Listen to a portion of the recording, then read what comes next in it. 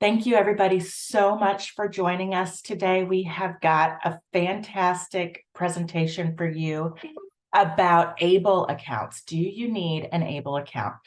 April Martin, the Student Hireability Navigator from Workforce Solutions Texoma, is here with us today. She's going to speak a little bit about Workforce Solutions and their programs. But first, I just want to let everybody know that this webinar is being recorded. We cannot see you or hear you. So if you have any questions or comments, please put those in the chat box. That's the easiest way for me to be able to see your questions and to get to them. If it seems like I'm ignoring your question, please understand that I will get to it as soon as I possibly can, or maybe it's coming up in the next couple of slides. This webinar is being recorded. We will send it out to you later on today.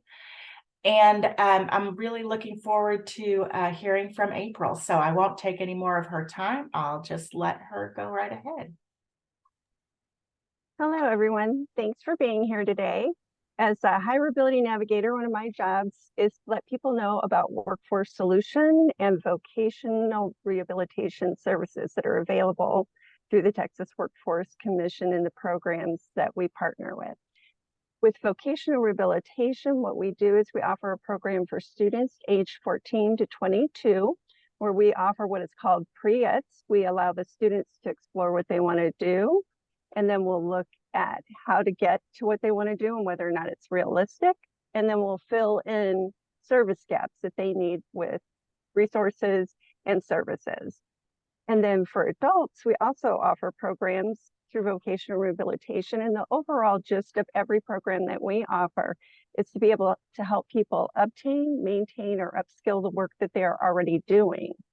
And some of the time, we can also help pay for educational programs through those items. We have 3 Workforce Solutions offices. Michelle, can you advance the slides? I think I may have, well, for vocational rehabilitation, I'll go ahead and finish this little bit. You can get a hold of vocational rehabilitation through any of these referral services, or you can do Start My VR online. If for some reason you do not hear back from vocational rehabilitation services, feel free to reach out to me. I'll be putting my information in the chat as well as on the slides that will be sent out later. And then if we can advance another slide. Some of the things that we offer at our workforce centers is that we have employment specialists. We have something called Skill Up Texoma, and that's where you can go online and do training. We have childcare assistance, and recently in our area of Grayson, Cook, and Fannin, we've begun to pull from the wait list for childcare. So if that is something that's keeping you from working, feel free to reach out to us. We have resume writing, accessible workstations, and then printers and all kinds of other things. We even have a Braille printer at our office. Wow. And, yeah. So you can go ahead and advance another slide. If you'd like to get in touch with me or you'd like to hear more about my resources and the webinars and the partnerships that I have, you can go ahead and scan this Padlet, and that will allow you to get in touch with me. And I also do disability etiquette training with the community outreach and awareness specialist through vocational rehabilitation. And I do that for employers and local businesses. So thank you for allowing me to share a little bit about vocational rehabilitation. Well, wonderful. When we send out these slides later, everyone will have your contact info. And of course, it's also in the chat box. So please feel free to reach out to April with any questions surrounding those programs that they have at Texoma. So they're really great programs. So I am Michelle Morris. I'm with Consolidated Planning Group. We are a financial planning company that focuses on families with special needs loved ones. We do a lot of work across Texas, all across the United States.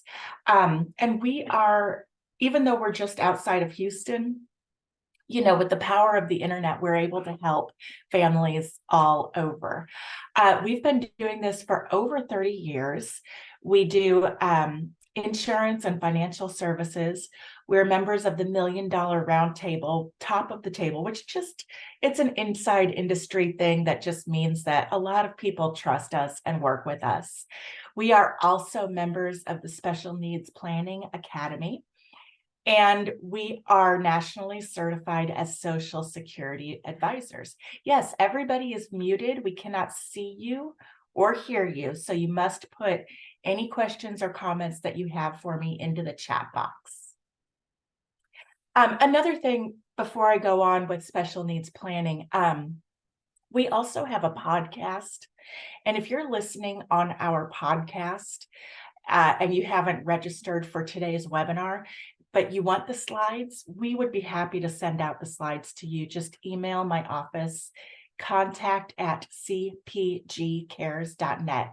Everybody else who registered for the webinar will automatically get those slides sent out later today. So people come to us for help with protection plans, lifetime care plans, transition planning. Of course, we do a lot of ABLE accounts, and we advocate for people. We advocate and we educate. There are over 263,000 financial advisors all across the United States. And out of those 263,000, there are fewer than 200 that focus on special needs planning. That's fewer than 0.1% of all the financial advisors in the United States who focus on special needs planning. So we are definitely here for you, and you are in the right place if you have a loved one who has maybe an intellectual or developmental disability, who might not be able to live independently or be able to support themselves for the rest of their lives. Michelle, I do have somebody requesting access to closed caption. Do we have that available? I would love to be able to help with that, but as I said in the chat box, I do not know how to turn that on. Oh, I'm so sorry, I did not see that. Yeah. Shelley did put instructions in the chat for how to do it. So since you're co-host, yeah,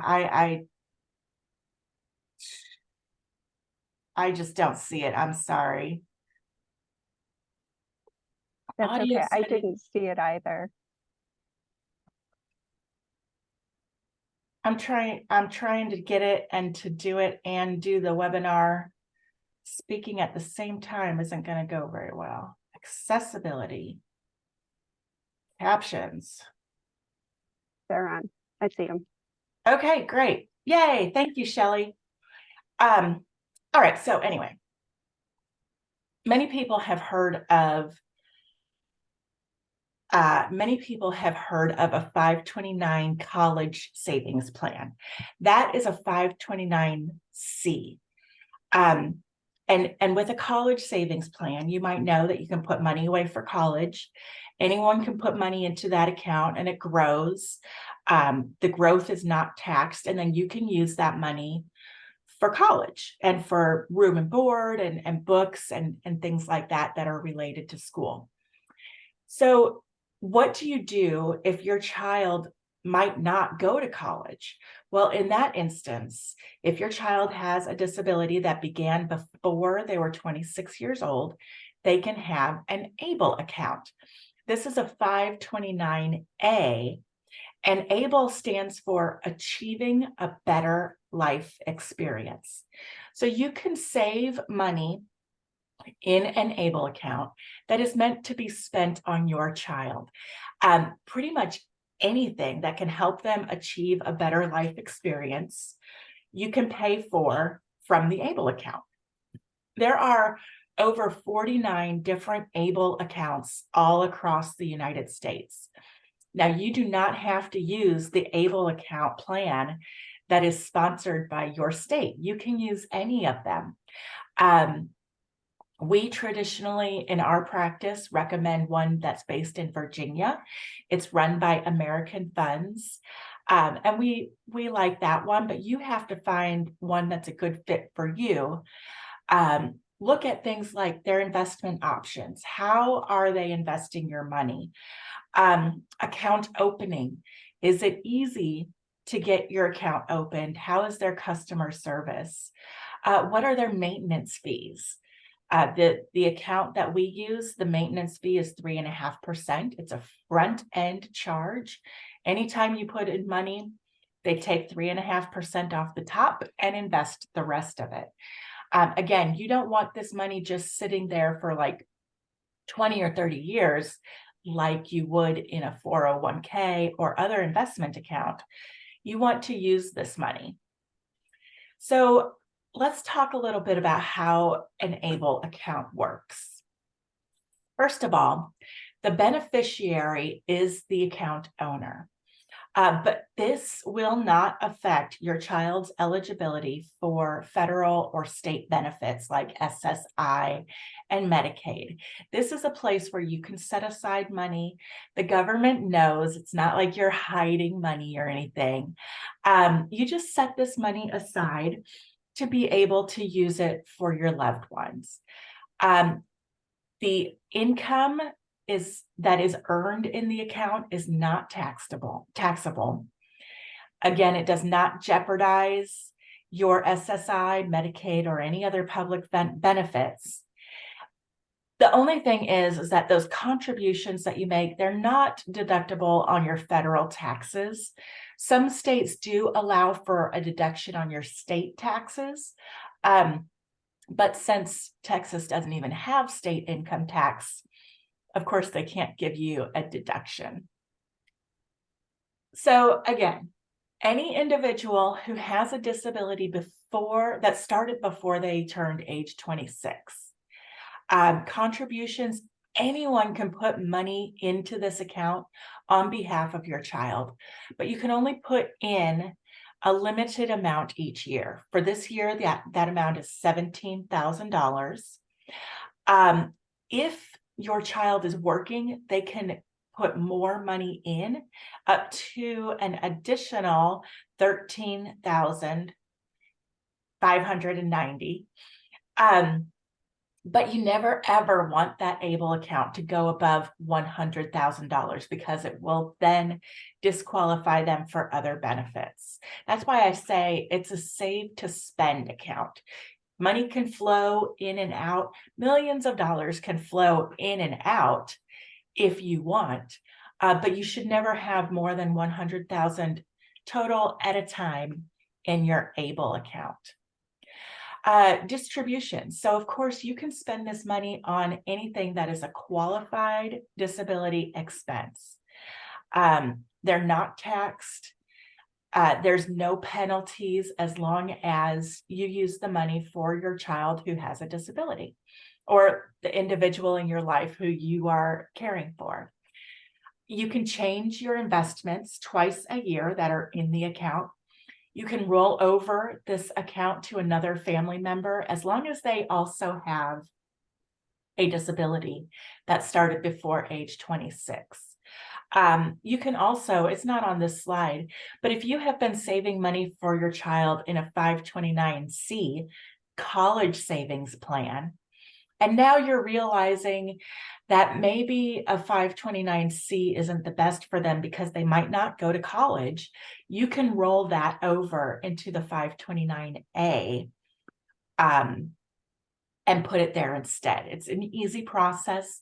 The only thing is that you can only do whatever that limit is each year. So if you have 100,000 saved in a college savings plan, you can slowly roll it over the next several years into your ABLE account instead. Now, one thing that you need to be aware of is that when the owner of the ABLE account passes away, Medicaid can come back and reclaim some of that money as a reimbursement.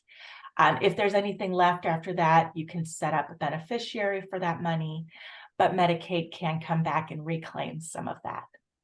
So again, if it can be construed as providing a better life for an individual with a disability, you can pay for it with your ABLE account. That includes things that you shouldn't use your special needs trust for, like room and board, clothing, food, utilities, those kinds of things. There, I'm So sorry. I'm sorry, April, what was it? There's a question in the chat. Can you fund an ABLE account from a first-party trust? Yes, so I see that question. I'm You can sorry. transfer money from the trust into the ABLE account. That's perfectly fine. As a matter of fact, that's a great way to get me to talk about the fact that these two things work really well together.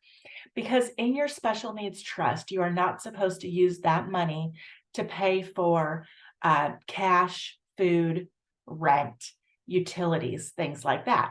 But you need to pay for those things. So why not from the trust? Well, if you use your trust to pay for those items, it will cause a 1/3 reduction to your SSI benefit because they feel that you should be using SSI money to pay for room and board, um, and cash and food and that kind of thing.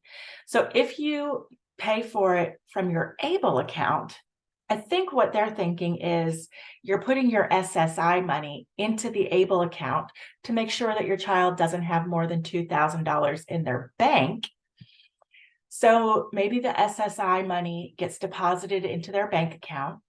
Then you transfer it from the bank account to the ABLE account, and then you can use it for whatever you need. If you want to transfer some money from the trust into the ABLE account, you can do that as well.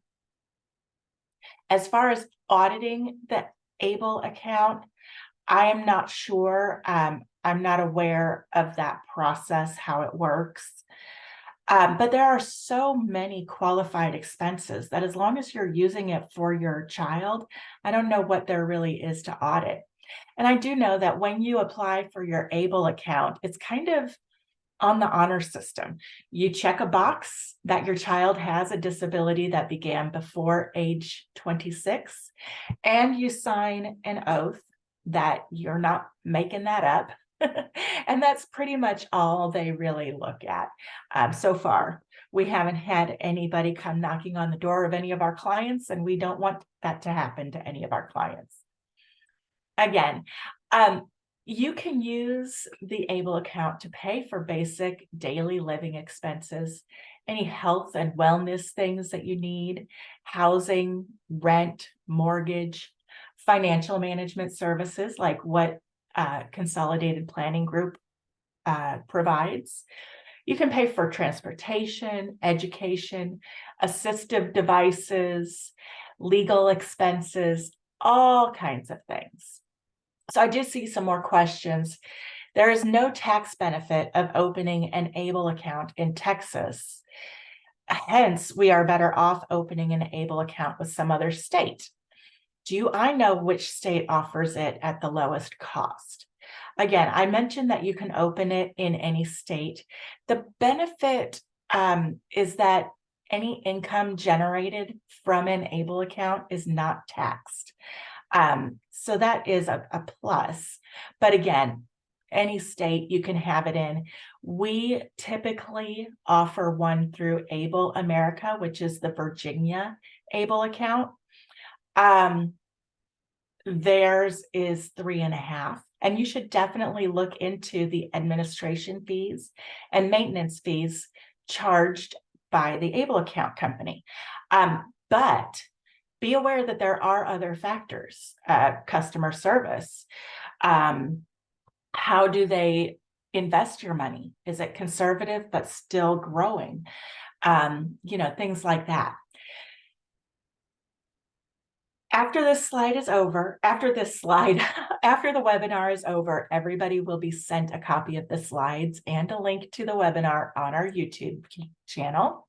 And taking a vacation, yes. Can you use this money to take a vacation? Yes. Now, not your whole extended family, but you can use the money from an ABLE account to pay for vacation for the owner of the ABLE account and maybe one, maybe two caregivers. But not full family of 30 people. So you can use your special needs trust for many, many, many things. And it looks like this slide might have gotten a little off kilter here because there's supposed to be 2 or 3 columns of what you can use your special needs trust to pay for. But it's not really important because what you need to know is that you can use your special needs trust to pay for almost anything except not food, shelter, cash, rent, utilities, things like that. Rent, mortgage payments, real estate taxes, gas, electricity, water, sewage, homeowners insurance that your lender might require, condo charges, things like that. You should not use your special needs trust for. I am going to get to slides that talk about how to connect with Consolidated Planning Group and the free consultation that we offer. So hang tight and we will get to that.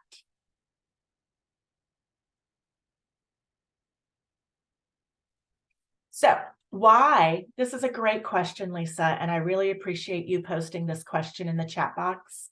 I think I'm going to save it for the end. Why is it so important to spend the money in the ABLE account? I'm going to get to that. Okay, so when is a good time to open an ABLE account? When the child is below 18? You can do it at any time. This is a way to save money for your child to where it won't affect their other benefits. So when they turn 18, they are getting benefits, and you don't want to affect those benefits. So as long as it's opened before they're 18, or if you're in danger of them having more than $2,000 in a bank account, things like that are reasons why you need to go ahead and get that ABLE account opened. So this slide includes some resources for educational options beyond high school. You know, we've been talking about the fact that maybe college isn't right for your student, but there are different programs that allow students who are neurodiverse to thrive. These programs maybe have smaller class sizes, a smaller number of courses that they take at the same time.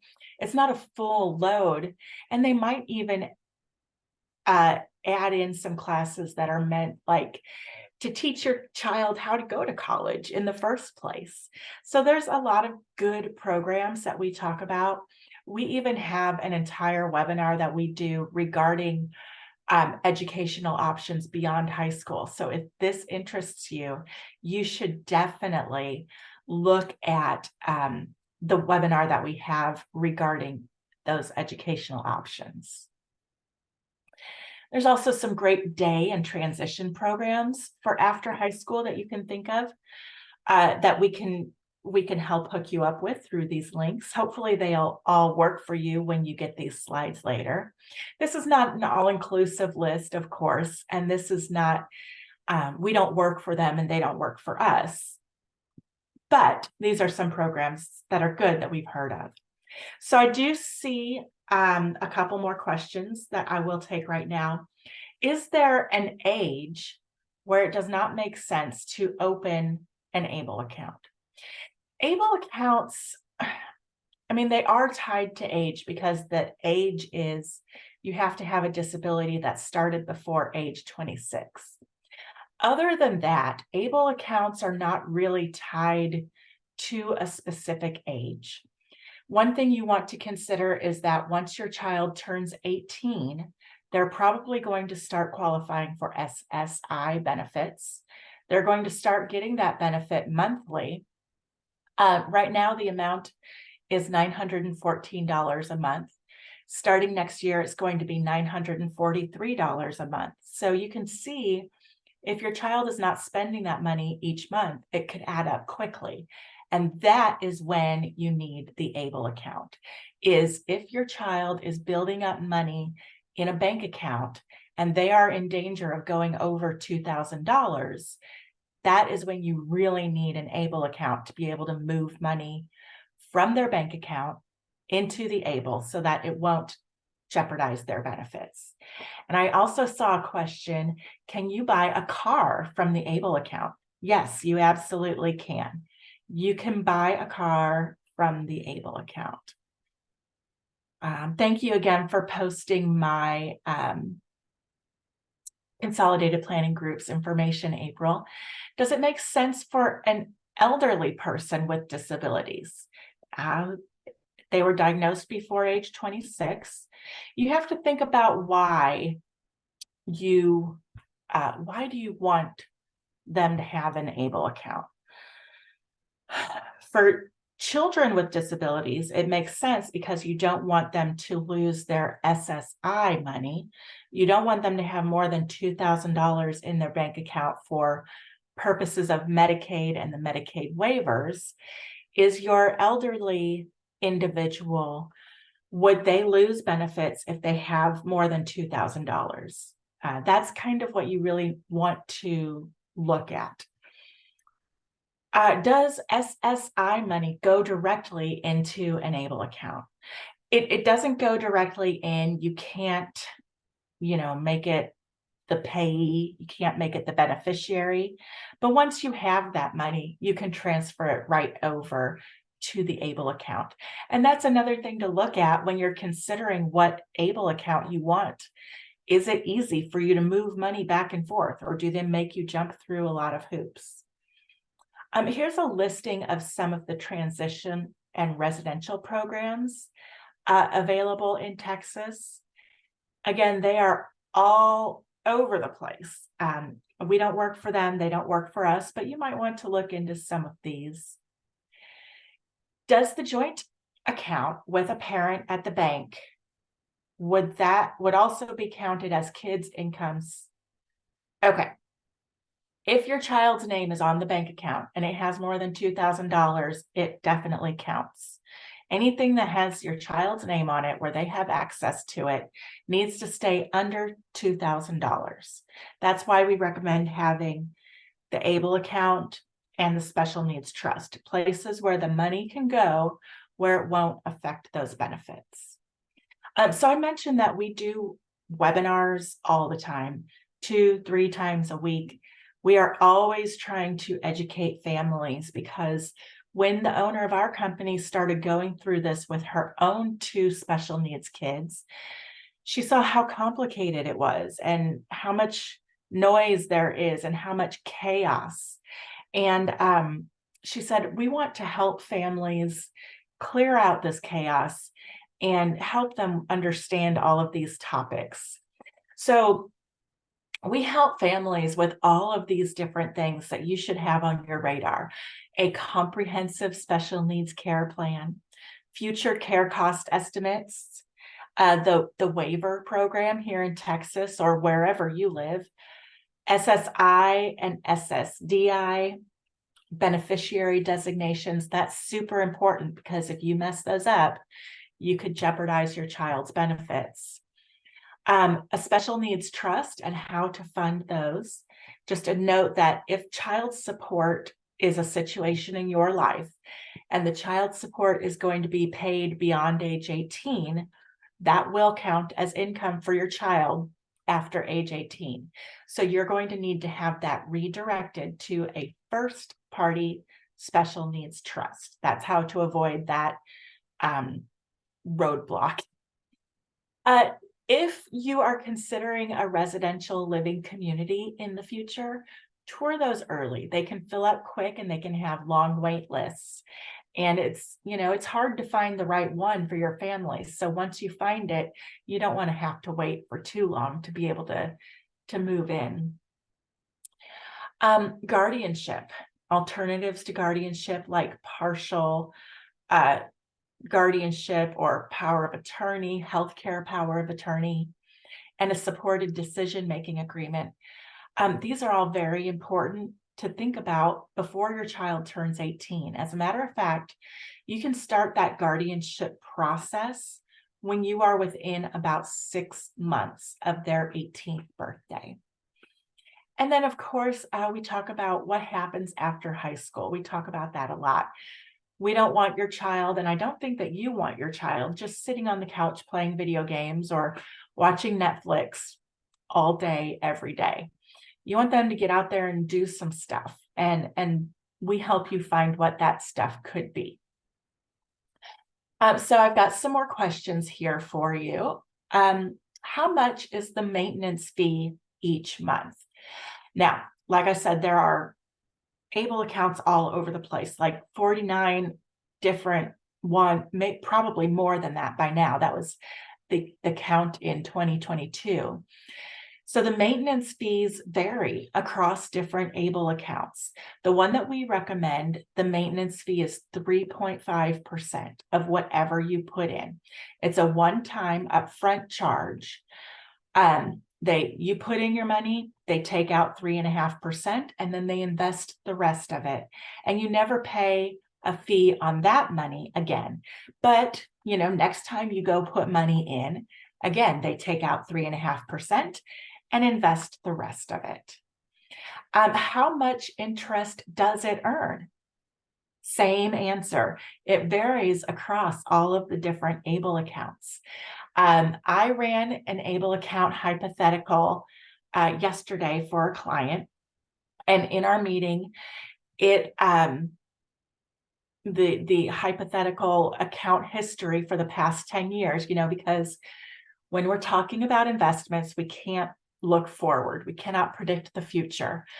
But looking backwards, we saw that over the past 10 years, this account had earned about 8%. So as long as you put in the money, when you take out the 3.5%, if you let it sit in there long enough to earn 3.5%, then you're ahead of the game. And does Medicaid take all of the funds when my child dies? They don't necessarily take all of it. There could be some left over, but I don't know exactly how they determine how much they're going to take. Okay. This slide has a link for our upcoming webinars, and April has also put this link into the chat box for you so that you can go look at what webinars we have coming up and you can register for them. Everybody who registers for our webinars, unless I mess up and I forget to hit the record button, everybody gets a copy of the webinar in their email that they sign up with. So I hope you didn't give us a fake email address. This is our team. We have 4 financial advisors and 4 staff helpers, office coordinators, if you will, who help us make sure that all the paperwork is done, that every prospective client has been contacted, that everyone is happy. Allison and Jeff own the company. Myself and my husband, Andy, are the other 2 advisors. We all live just outside of Houston. What I love most about our team is that we're independent. We're not tied to any one larger company. We are contracted with a wide variety of companies that we can use the products and services from to be able to best help our clients. I'm going to get to this last slide, and I'll leave it up while I go through and make sure I have all of the questions answered. So we do offer a free consultation. We can answer any of your special needs planning related questions, and we want to answer your questions. You can use the QR code if that's helpful for you, or if you prefer to call or email our office, you can do that as well. There's also links for our YouTube channel, Instagram, podcast, and Facebook there at the bottom of the page. We will be reaching out to each and every one of you to make sure that you have scheduled your consultation, or that you tell us, no, you're not interested, or we can schedule it for you. So please don't, look at these smiling faces. You don't want to hang up and be rude to any of these smiling faces. We're just trying to help. Our initial consultation is always on Zoom. It takes about 30 to 45 minutes. Our first goal is to answer your questions. What keeps you up at night? Then we will learn more about you and your family and your situation. And then we'll talk to you about how we work, what fees we charge, how the process goes, all of those things. And if it would be a good idea for us to work together, we go from there. This consultation is no pressure. It's just getting to know each other. Okay. And I promise we don't bite. So let's get back into the questions and into more of a discussion here. What if the funds in the ABLE account go over $100,000? If you have more than $100,000 in your ABLE account, the Social Security Administration, who pays your SSI money to your child, can see that you have all that, and they say, wow, if you have over $100,000 saved in your ABLE account, then you don't need this money from us anymore.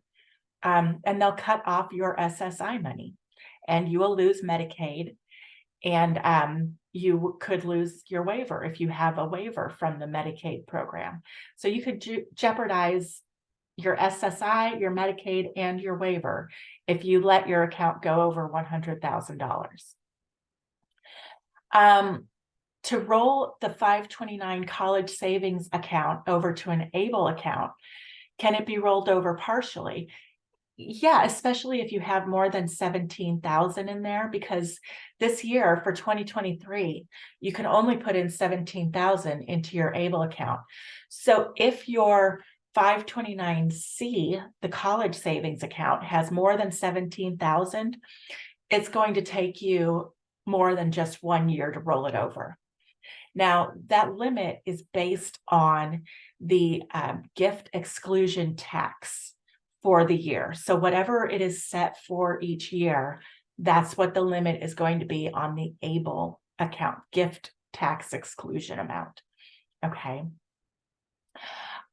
Does Consolidated Planning Group work with elderly disability clients, or is the focus and expertise mainly minors with disabilities?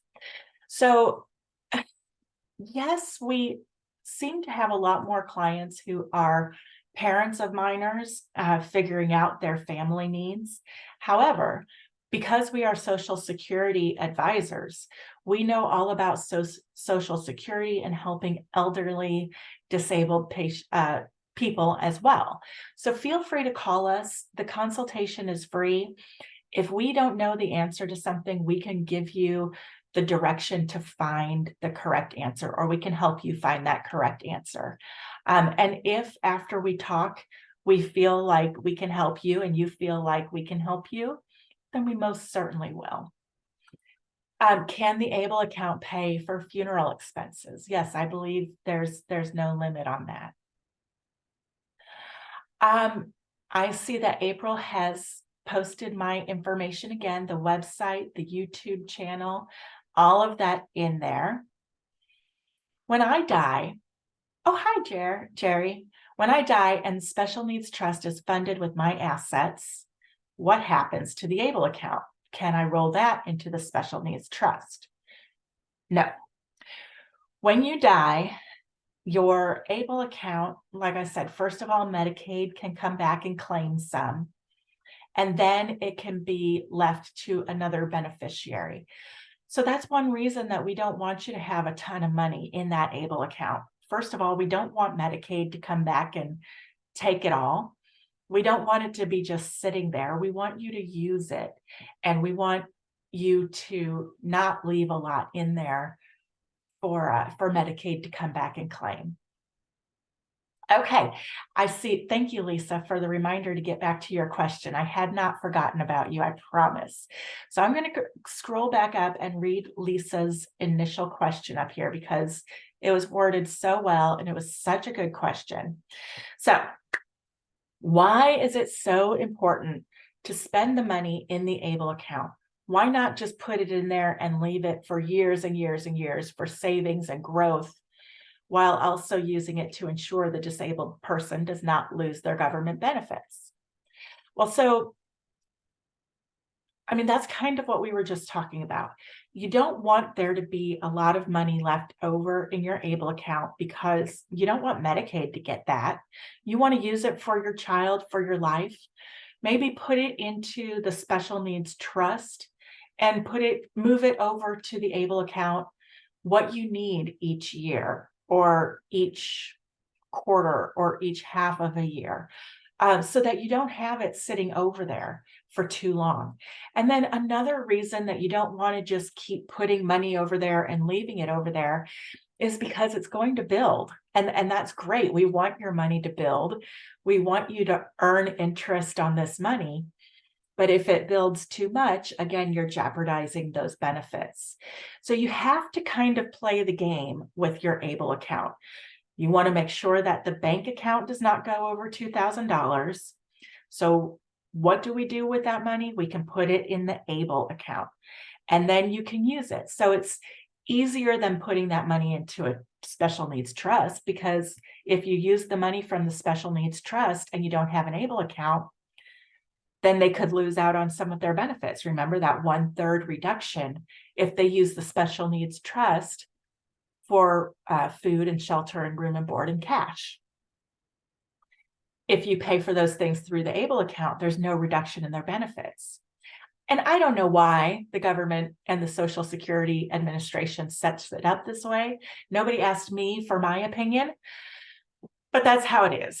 And even though I don't understand why they set it up this way, I can understand, and I can help you understand the rules and regulations and how to use it the best. Now, we do set up ABLE accounts for our clients. All of you can call, you can have your free consultation. We can set up an ABLE account at no charge, except for, of course, the maintenance fees and the things for your ABLE account. What I want you to know, though, is that there is that limit on how much you can put in each year. So some of you are thinking, ooh, I want to put in 17,000 this year so that next year I can put in even more. Well, it's already November and the end of the year is coming up quickly. And so what I want to tell you guys is that you have about a month left. We're going to cut off ABLE accounts on December 10th for opening new ABLE accounts, because we simply get too busy at the end of the year. And we've been telling people about ABLE accounts every week for all year long. We simply can't do it all. We really want to, but let's be honest, we can't open up 1,000 ABLE accounts within the next 2 months before the end of the year. This is not like your taxes where you have until April 15th to roll over the money to an ABLE account. This actually has to be done by December 31st. And in order to save our sanity, if you want Consolidated Planning Group to open an ABLE account for you, we need to do that. And we need to know by December 10th. Okay, so please play nice. We will help you understand all the rules and regulations and how it all works, as well as your full financial picture, saving for your child's future, how much you're going to need for your child's future, and if you're going to have enough for your own retirement and for your child. Any questions that you have, like I said, feel free to set up your free consultation. Hopefully it'll be with me and I'll get a chance to talk to you. But all of our team works together on every file. So no matter who you talk to at Consolidated Planning Group, we can all help you. We are all there for you, and we all know the rules and regulations and the things that you need to know. All right, so again, our email is contact@cpgcares.net if you need a copy of these slides, if you're listening on our podcast. Otherwise, everybody else who registered is going to automatically get the slides in their email. You will also get a link to this video on our YouTube channel. You can see all of our webinars there. Thank you so much to April for having me and everyone who attended. Oh, I see another question. What is the minimum amount to open an ABLE account?